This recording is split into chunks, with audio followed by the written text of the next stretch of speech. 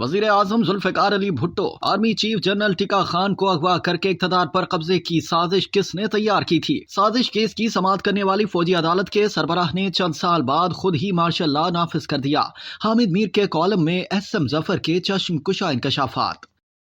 Senior सहाफी Hamid Mir ने अपने column में मारूफ कानूनदान एसएम जफर को याद करते हुए उन्हीं की जबानी मुल्की तारीख के तहलका खेज इंकशाफात किए हैं। वो लिखते हैं कि याद नहीं एसएम जफर साहब से पहली मुलाकात कब हुई थी। इतना जरूर याद है कि जब जनरल ज़ियाउल हक हमारे वालिद प्रोफेसर वारिस मीर की तहरीरों से तंग आ गए तो मार्शल लॉ हुकूमत की तरफ से पंजाब यूनिवर्सिटी लाहौर की इंतजामिया को एक खत लिखा गया जिसमें यह कहा गया कि यूनिवर्सिटी का उस्ताद सरकारी मुलाजिम होता है। एक सरकारी मुलाजिम की तरफ से सरकार पर तनकीद नहीं की जा सकती, लिहाजा सरकारी मुलाजिमीन अखबारात में कॉलम लिखना बंद कर दें वरना उनके खिलाफ कानूनी कार्रवाई की जाएगी। इसी दौरान वालिद साहब को पंजाब यूनिवर्सिटी के वाइस चांसलर ने भी खबरदार किया कि वो मार्शल लॉ हुकूमत पर तनकीद से बाज रहें वरना उनके खिलाफ कार्रवाई की जा सकती है। जब वालिद साहब बाज न आए तो उन्हें एक नोटिस जारी किया गया। एक दिन छुट्टी वाले दिन एसएम जफर साहब हमारे घर आए और उन्होंने कई घंटे लगाकर इस नोटिस का जवाब तैयार किया। तब हमें पता चला कि वालिद साहब अपनी आजादी इजहार की खातिर सरकारी मुलाजमत को दांव पर लगाने के लिए तैयार हो चुके हैं और एक कानूनी जंग की तैयारी कर रहे हैं जिसमें एसएम जफर उनकी वकालत करेंगे।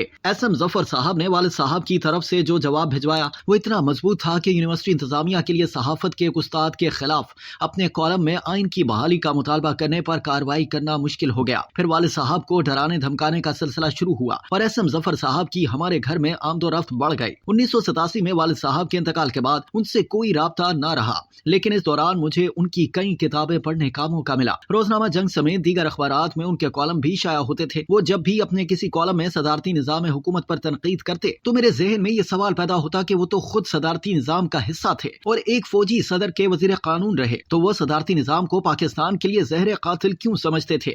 ये सवाल पूछने का मौका मुझे 2006 में मिला जब जफर साहब सेनेटर बनकर इस्लामाबाद आने जाने लगे। एसएम जफर साहब को बतौर सेनेटर मैंने बहुत करीब से देखा और उनसे तवील नशिस्तों में बहुत कुछ सीखने का मौका मिला। वो पाकिस्तान की एक चलती फिरती सियासी तारीख थे और बहुत से अहम सियासी राज उनके सीने में दफन थे। मैं उन्हें अक्सर अपनी सियासी याददाश्तें लिखने की गुजारिश करता क्योंकि मुझे मालूम हो चुका था कि वो अपनी डायरी लिखते हैं और उनकी डायरी में बहुत कुछ महफूज है। 2013 में सेनेटर एसएम जफर की कहानी उनकी अपनी जबानी। इस किताब में ज्यादातर वाकयात का ताल्लुक जनरल परवेज मुशर्रफ के दौर और उसके बाद पीपल्स पार्टी के दौर से था। ये सियासत में गैर सियासी कुव्वतों की खुल्लम खुला मुदाखलत के उरूज का जमाना था और एसएम जफर साहब मुस्लिम लीग काफ में बैठकर जनरल मुशर्रफ को वर्दी में दोबारा सदर बनाने की शदीद मुखालफत कर रहे थे। मुशर्रफ को दोबारा बावर्दी सदर बनाने की सबसे ज्यादा हिमायत शेख रशीद अहमद ने की, जिसका जिक्र एसएम जफर साहब ने इस किताब में कर दिया। इस किताब की शायद के बाद भी मैं उनसे तकाजा करता रहा कि बहुत से वाकयात उनकी डायरी में महफूज हैं, उन्हें भी सामने लाया जाए। जफर साहब धीमी सी मुस्कुराहट के साथ इस बात में सर हिला देते। इस दौरान उनके बरखुरदार सैयद तारिक जफर का इंतकाल हो गया।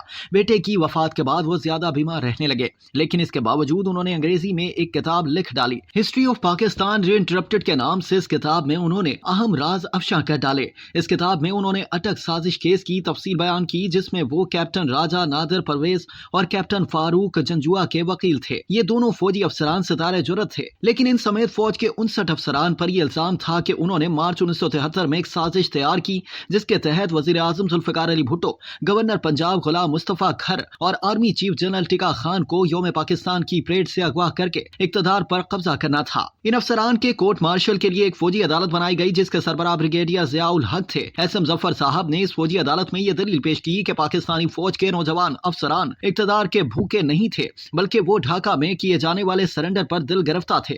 वो सरेंडर करने वालों का एहतसाब चाहते थे। इस मुकदमे की समाअत के दौरान फौजी अदालत के सरबराह ब्रिगेडियर ज़ियाउल हक और एसएम जफर के दरमियान ऐसा ताल्लुक पैदा हुआ कि कई दफा ज़िया साहब ने मुल्जिमान के वकील एसएम जफर के साथ रावलपिंडी से अटक किले तक इकट्ठे सफर किया जहां मुकदमे की समाअत होती थी। एक दफा ऐसे ही एक सफर में ब्रिगेडियर ज़िया ने एसएम जफर को बताया कि मैंने आपकी किताब डिक्टेटर कौन पढ़ रखी है। ये किताब डिक्टेटरशिप के खिलाफ थी, लेकिन ब्रिगेडियर ज़िया ने किताब के मुसन्निफ से कहा कि जब कैंसर का इलाज दवाई से ना हो सके तो फिर एक बड़ा ऑपरेशन करना पड़ता है।